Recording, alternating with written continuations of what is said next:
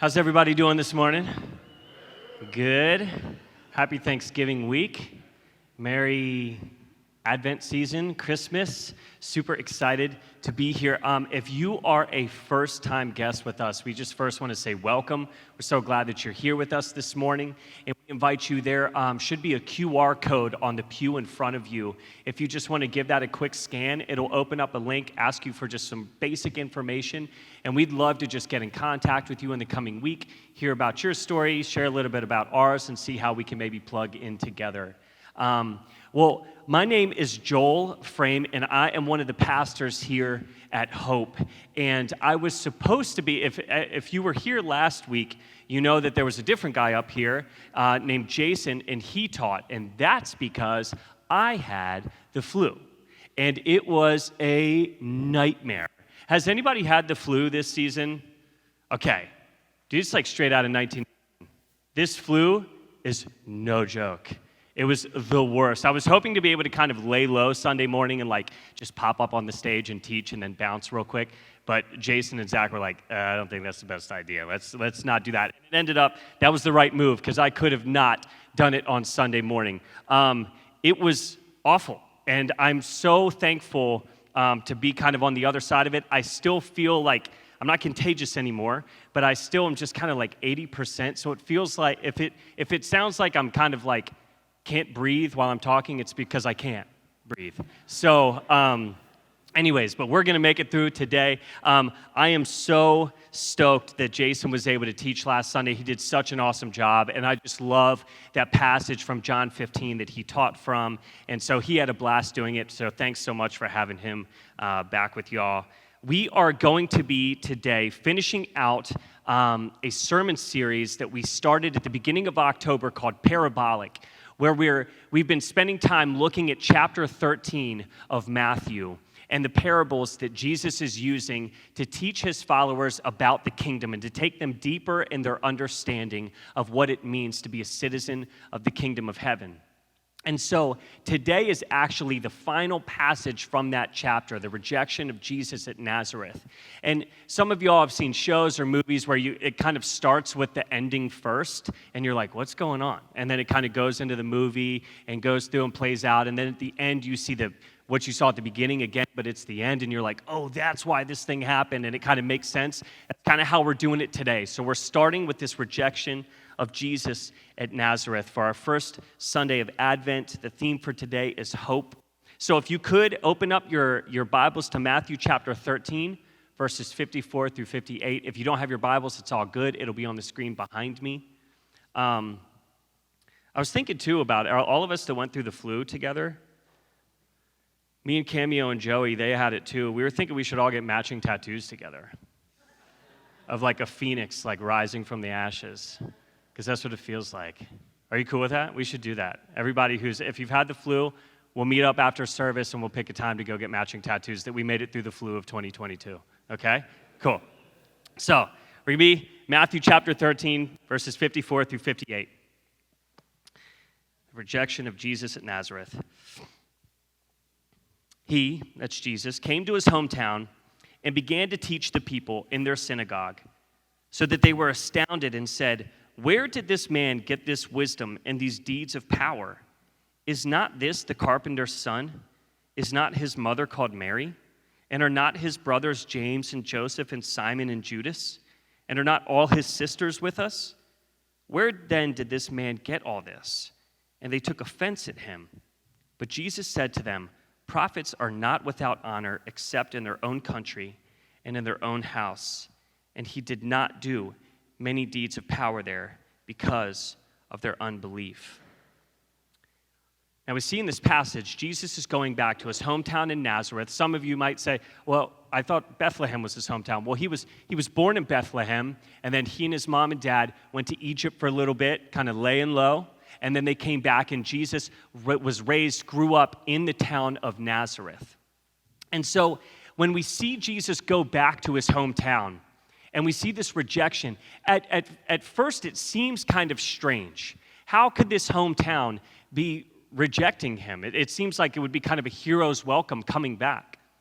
But if we think about it, it's not that kind of far off of a story. I know for me personally, and some of y'all probably share the same thing, I was very different. The town that I grew up in a small town in Pennsylvania called Stewartstown, Pennsylvania, right in between York, Pennsylvania, and Baltimore, Maryland. And it was just kind of a small town where, like, everybody didn't necessarily know everybody, but if you went out, you were certain you were going to see somebody who was, like, familiar, that you had seen at, like, a baseball game or the snow cone stand or, like, the grocery store, whatever. You were going to recognize some people, right? And in this town, I had kind of developed a name for myself, if you will. And it wasn't the best name. So before I lived there weren't really any skateboarders in the town. And me and my little homies, we started skateboarding in middle school, and we started just kind of tearing the town up with our skateboards. And before us, there was no skateboarding signs on any building. But by the time I finished high school and went off to college, every building in the town had no skateboarding signs plastered all over it, and little beautiful gifts of graffiti throughout the town and things that, like, was my gift to the town, right? And so I had kind of developed a name for myself in this small town. And then I went away, and God's done a work in my life. There's been a transformation that's happened. So if I were to go back there, and some of y'all can probably relate to this, if you go back to the town you grew up in, things are different. Like, people remember you one way, and so it's hard for a lot of people to grasp, like, no, last time we were kicking it, we weren't reading the Bible together. We were doing other stuff, you know? And so we kind of have all experienced something like this, where people know us in one way, we go away, we change, we come back, it's just different. And that's what's happening here. Jesus, the people in Nazareth, they know him, they know his family, and he grew up there. And they saw him grow up. And so when he comes back, and as this, to them, different person, it's hard for them to grasp. And the really unfortunate thing in this case is that the Jews were waiting in such hopeful anticipation for this Messiah to come. They were waiting in this time of hope. And when we think of that word hope, it's the name of our church, obviously. When we think of that word hope in our modern context, and we've talked about this before, we often throw the word hope around just kind of like wishful thinking, or like, I wish this thing would happen, or maybe this thing would happen, I hope it does, don't know if it will, right? That's kind of how we think of hope now. But the biblical form of hope is really this confident expectation in that God is who he says he is, and he's going to do what he said he's going to do. That's this biblical version of hope, true hope. And so we all have experienced hoping for something. Maybe some of us right now are hoping for something. And how many of you have experienced something where you're hoping for something, and then it comes, but not at all in the way you expected? Have you ever experienced that? And it's sometimes it can be kind of frustrating. It's like, that's not how I saw this playing out. I remember when my wife and we were having a home built a couple years ago, and we had kind of like, we're pretty tight in a lot of areas in spending and building this home, but one of the areas that we really wanted to kind of splurge and like get exactly what we wanted was with our cabinets, our kitchen cabinets in our home, and then like all our bathroom cabinets, they were all the same. And we had this beautiful vision of like these cabinets being just this beautiful, raw, unstained wood, almost white, just real natural looking. And we met with the cabinet maker and went through all these plans, and it was all good, boom, boom, boom, we'll do it. And then a few weeks go by, and the days here that they're going to be bringing and putting the new cabinets into our home. Well, I got home from work and went over to the house, and they were kind of putting the finishing touches on.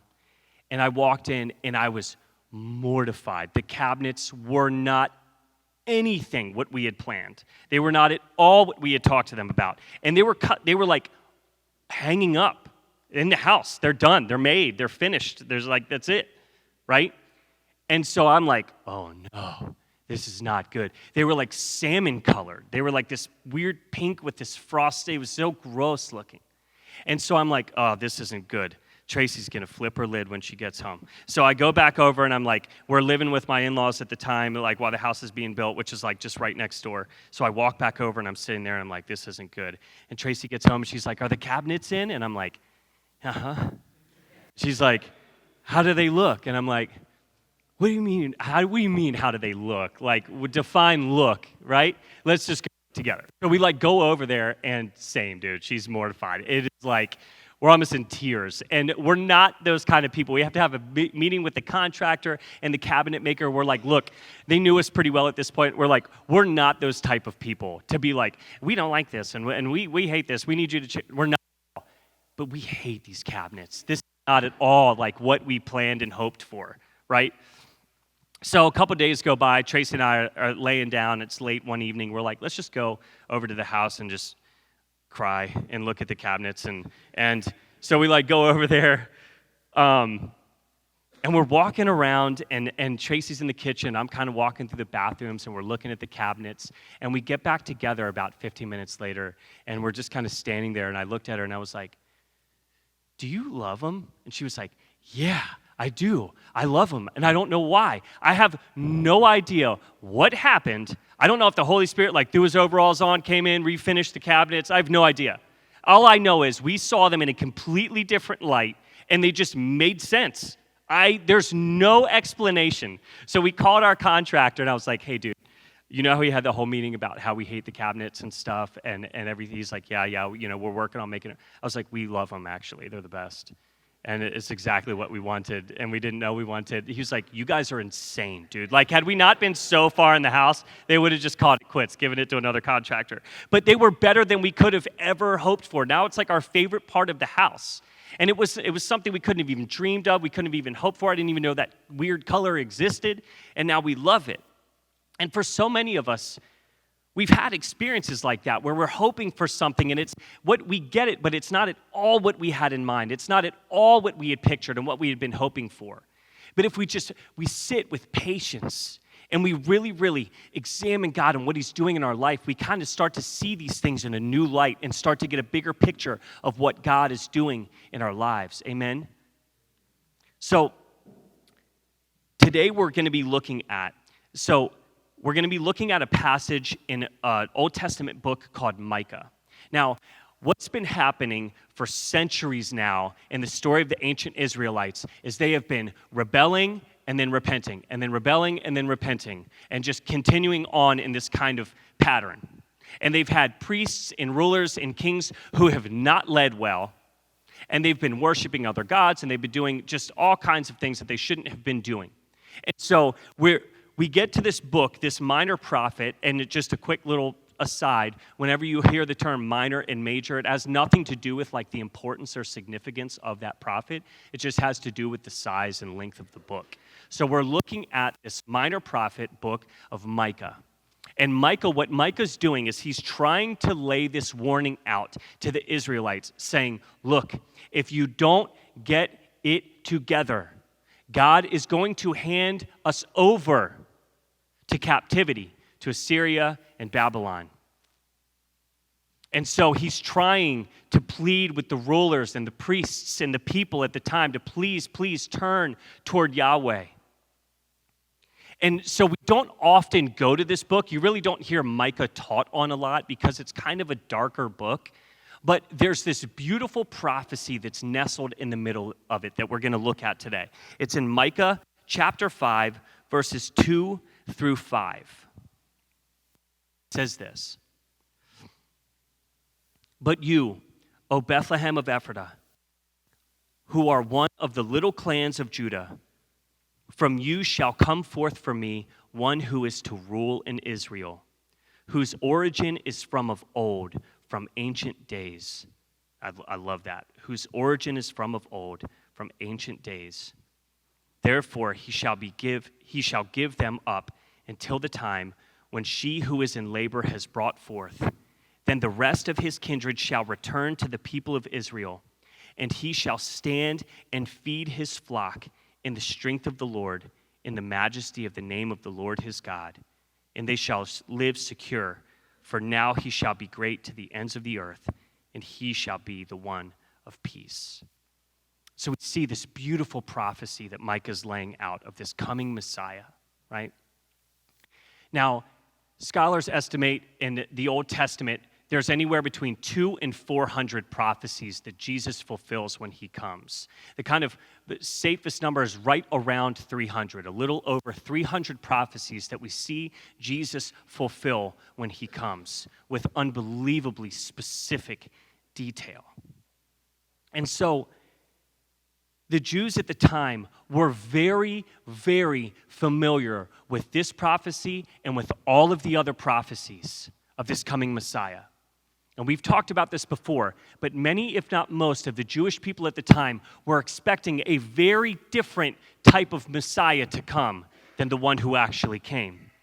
They were expecting this warrior king who would enter in triumphant, lay to waste all of those who have oppressed them and held them down and enslaved them for years, and establish Israel as the ruling nation.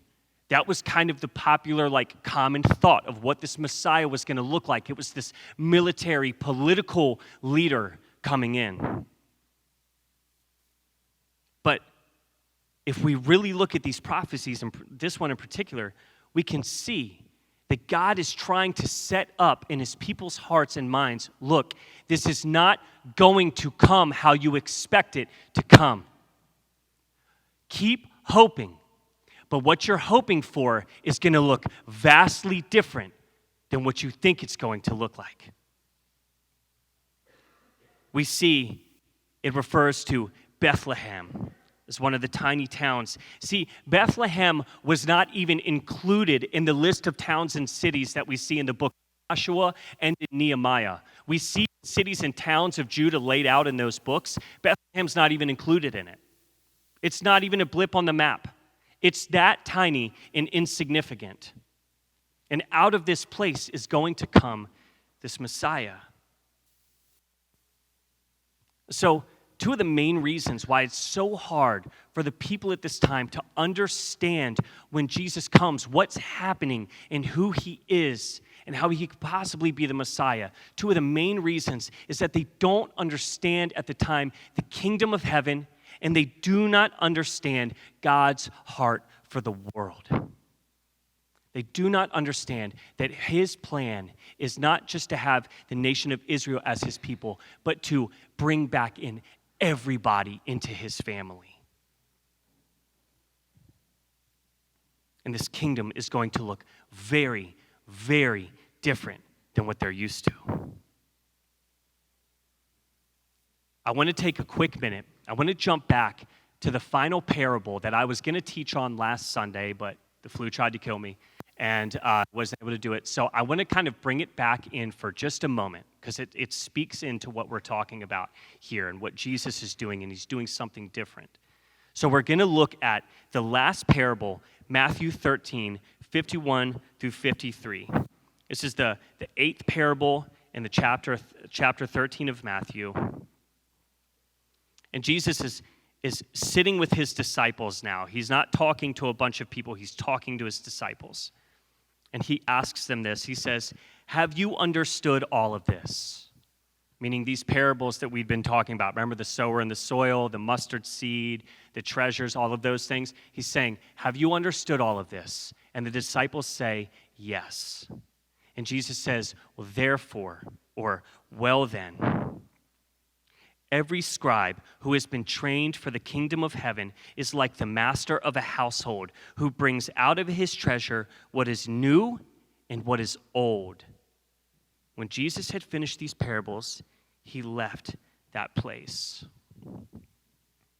So we see Jesus referred to, likening us as disciples, as apprentices of Jesus, scribes being trained for the kingdom of heaven, and being tasked with bringing out these treasures, new and old.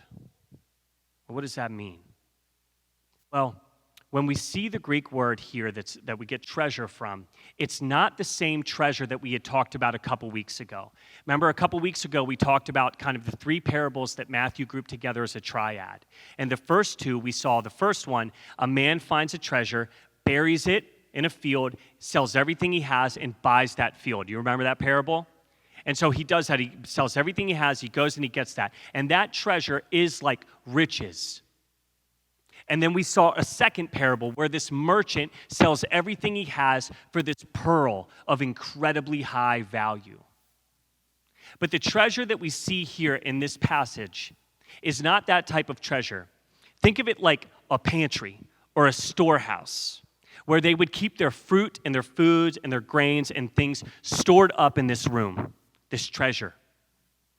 And what would happen is when people would entertain people at the time, they would have parties, they would have people over for dinner.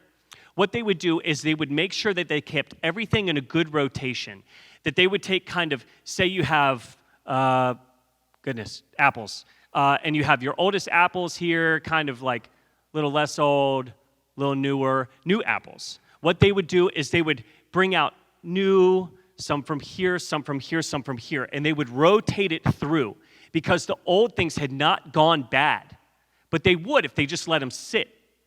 So they'd bring them out and they'd mix them in with the new things. That's the type of treasure that we see Jesus referring to here. And so we see that the old has not gone bad yet. It just hasn't been enjoyed in full. I want to look really quick at 1 John 2, verse 7, because he speaks to what we're kind of talking about right here. John says this, "Beloved, I am writing you no new commandment, but an old commandment is the word that you. Yet I am writing you a new commandment that is true in him and in you, because the darkness is passing away and the true light is already shining."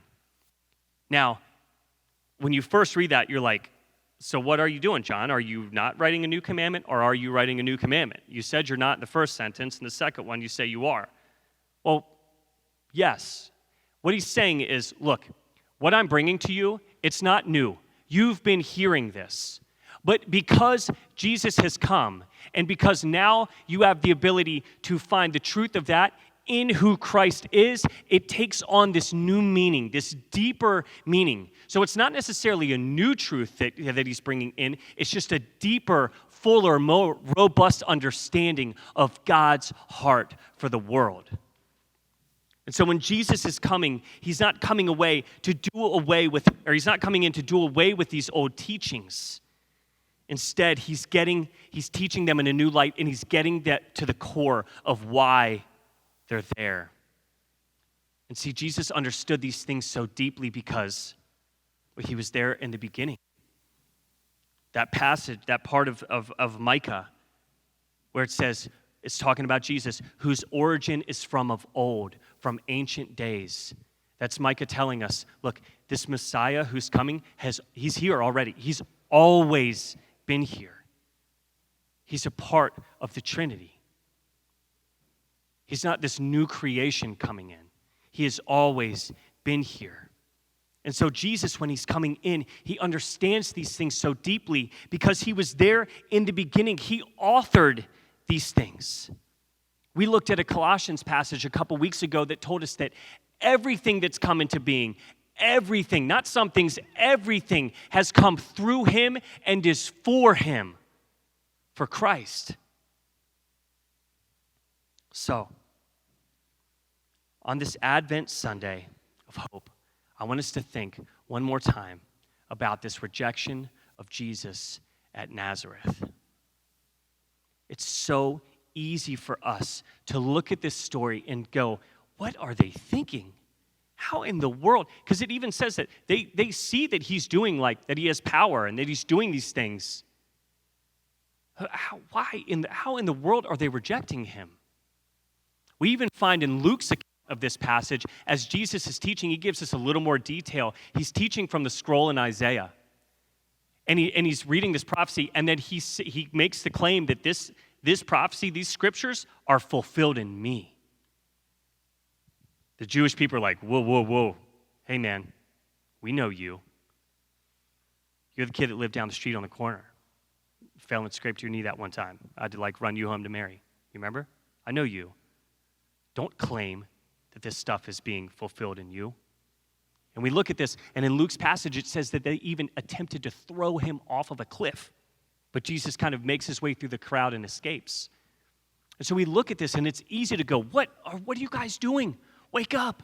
Open your eyes. Can't you see that the Messiah is here. Emmanuel, God is with us. Here's the thing. It's not just that they don't believe. It's that Jesus poses a threat to their current version of hope. He's a threat to their flesh and their worldly desires. He's not what they expected. He's not how they desire to see things play out. And so they're angry and they refuse to believe.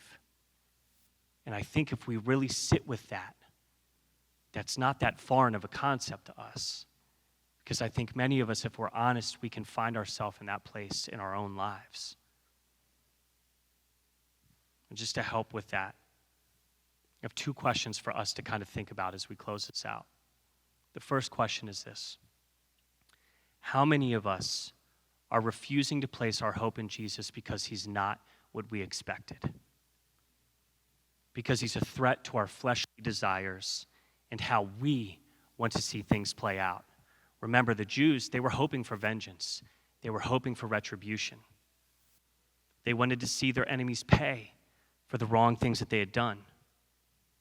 But when Jesus comes, he says what? No, love your enemies. Pray for those who persecute you. Paul takes it a step further and says, while you were enemies, Christ died for you. That's heavy.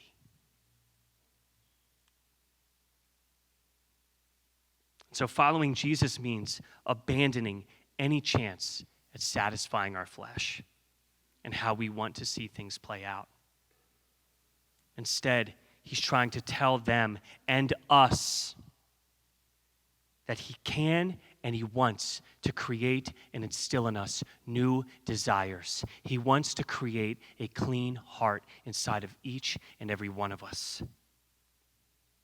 So instead of desiring retribution for those who've hurt us, we instead learn to desire redemption and restoration and reconciliation and forgiveness.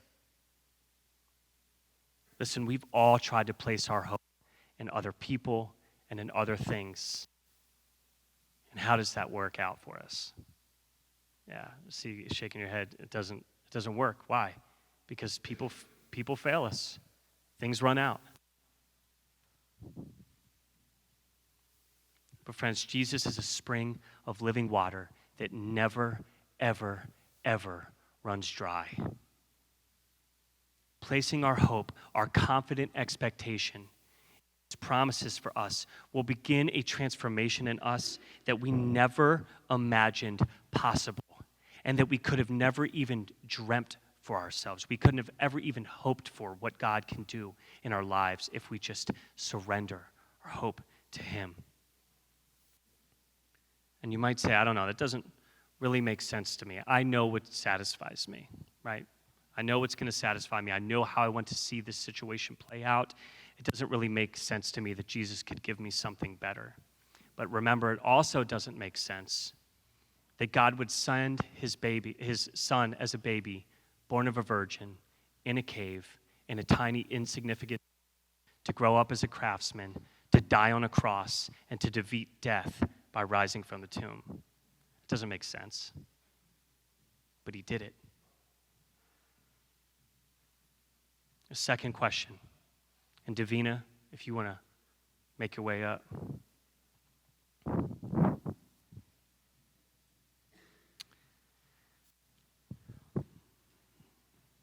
This is one that I think might really resonate with some, because I know it resonates, it can resonate very deeply with me. When we look at the people in Nazareth, remember, we see this familiarity that they have with Jesus, who they think he is. They think they know. And so for the second question, the last question for us this morning, how many of us are refusing to place our hope in Jesus because of our familiarity with him? We feel as though we've heard it all before, or we think that we know that everything that there is to know. See, as a parent, my kids often don't want to listen to me when I'm trying to teach them something or communicate something to them. Because in their minds, they've already heard everything that I have to say, right? We can relate to that. As kids, you're like, oh gosh, that's just dad or that's mom or grandma or whatever. We're so familiar with it. And so I look at my kids and I just think if they would just focus their attention and not just slough me off, they'd be able to understand things that they're experiencing and hurts that they're going through and hardships that they're seeing in the world. They'd be able to understand those things on such a deeper level. How many of us are doing that with Jesus?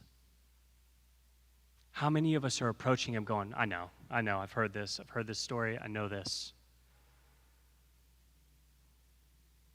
Guys, the Holy Spirit, he's trying to take us deeper in our understanding of what it means to live as citizens of the kingdom of heaven. But so many of us, we're closing ourselves off because we think that we've heard it all before. I just want to encourage you with this, a simple, practical thing for us to do. I met with a close friend a week or two ago who's just kind of going through it. And I shared this with her. This is something that I learned early in my recovery. I'm not perfect at it. I've gotten better, and it's been really helpful. Especially this Advent season, try to approach every story, the story of Jesus coming, everything that we do over these next few Sundays, try to approach everything that you're hearing as though it is the first time you've ever heard it. Let it wash over you in a new light. And here's the practice, here's the practical thing. Stop saying, I know. When people try to teach you something, somebody's trying to share information with you, maybe even hold you accountable or just share a truth with you, even if you think you know, don't say, I know. Just listen. This morning before service, Zach and I had a really sweet conversation upstairs. We both just were feeling kind of heavy, and we couldn't really put a finger on it. And Zach started just speaking these beautiful truths. Like, look, none of this is about us. This is about God and God alone. He's building his church. And I know those things, but in that moment, I didn't know it truly in my heart, right? And so my brother, he stepped in and he encouraged me. I didn't say, I know, dude, yeah, I know. I said, dude, you're so right. Thank you. Thank you. I encourage us, all of us, this Advent season, let's make a commitment. Don't say, I know. When we're reading and we're learning about the birth of Jesus, let it wash over us in a completely new light, as though it's the first time we've ever heard of this Messiah.